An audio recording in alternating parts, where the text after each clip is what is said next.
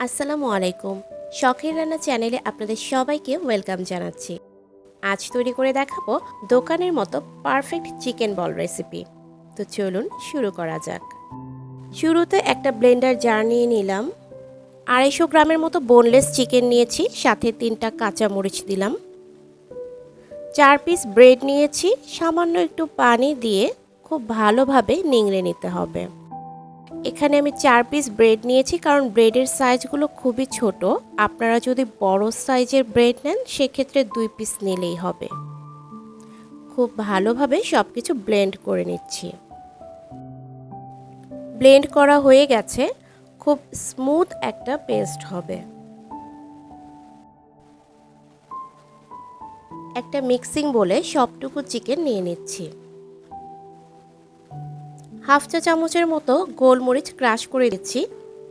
Half চা চামচ আদা রসুন পেস্ট, 1 টেবিল চামচ পুদিনা পাতা কুচি, হাফ টেবিল চামচ ধনে পাতা কুচি, হাফ টেবিল চামচ সয়া সস, 1 টেবিল চামচের মতো টমেটো কেচাপ,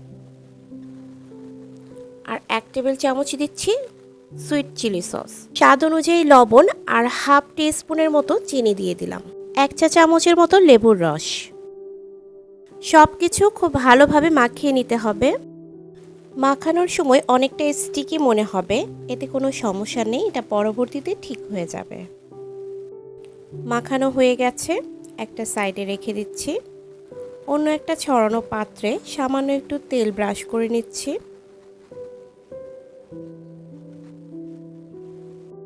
চিকেনের মিশ্রণ থেকে অল্প অল্প করে নিয়ে গোলাকার বল শেপ করে দিতে হবে।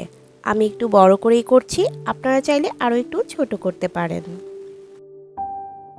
সেট হওয়ার জন্য ফ্রিজের নর্মাল চেম্বারে রেখে দিচ্ছি 30 থেকে 40 মিনিটের জন্য। 40 মিনিট হয়ে গেছে।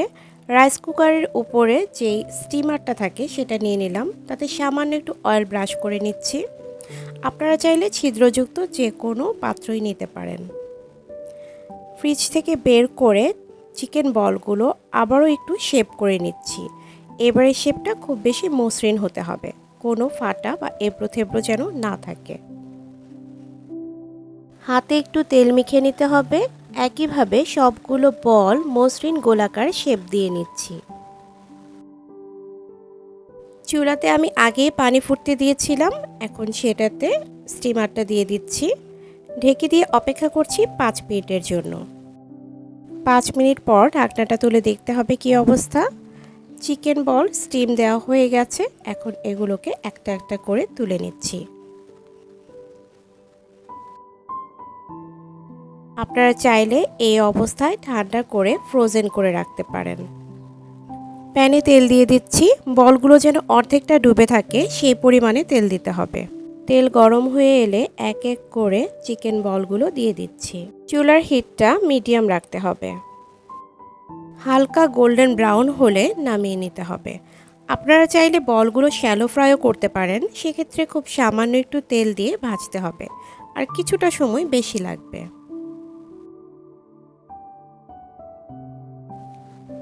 আমার কাঙ্ক্ষিত কালার চলে এসেছে, এখন একটা স্ট্রেনারের সাহায্যে বলগুলো তুলে নিচ্ছি।